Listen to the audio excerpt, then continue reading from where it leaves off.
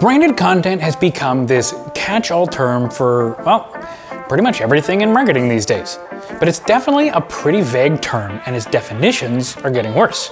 From our storytelling perspective, we've found there are 3 types of projects that brands typically create, and we're hoping to help better define them: branded content, brand-funded documentary, and branded entertainment. So at a high level, we think of branded content as marketing or short-term content that has a direct tie to a product, service, or brand. This is the broadest category, but it can take the form of influencer content all the way down to a more modern corporate video. We think of this bucket more in terms of content that's being made for or paid for by a brand, and there's a direct tie to that brand through logo placement, product placement, etc. It's not a TV commercial or a performance marketing campaign, but the audience definitely knows who paid for it. Then we move into brand-funded documentary. This is a fascinating category because it opens a brand to a new depth of content creation. Brand-funded documentary should be a true documentary, either short, feature length, or episodic, that's created as a collaboration between a director or production company and a brand.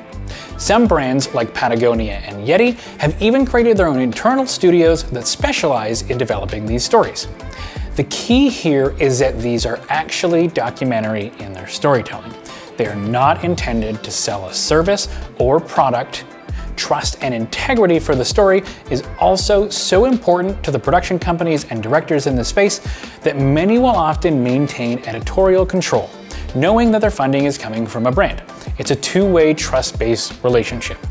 These stories usually underpin the values of that brand, support an initiative, or activate its brand purpose around issues or characters found by the storytellers.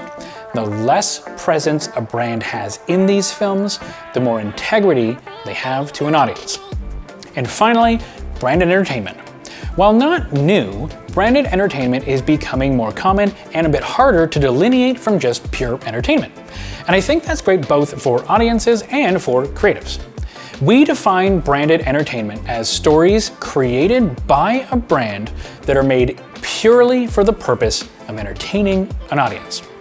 While some of these projects you might not even think of as brand funded, others are more obnoxious.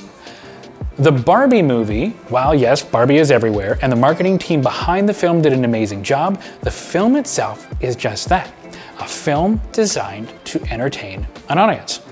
Other great examples are Marvel, the Lego Movie, F1's Drive to Survive, and many more.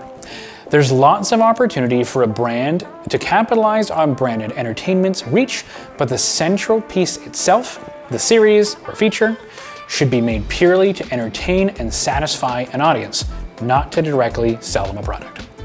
Branded content, brand-funded documentary, and branded entertainment are all remarkable storytelling tools in a brand's tool belt, but they need to be used well and defined properly to make sure both the creators and the marketing teams know what and how to measure to determine a project's success.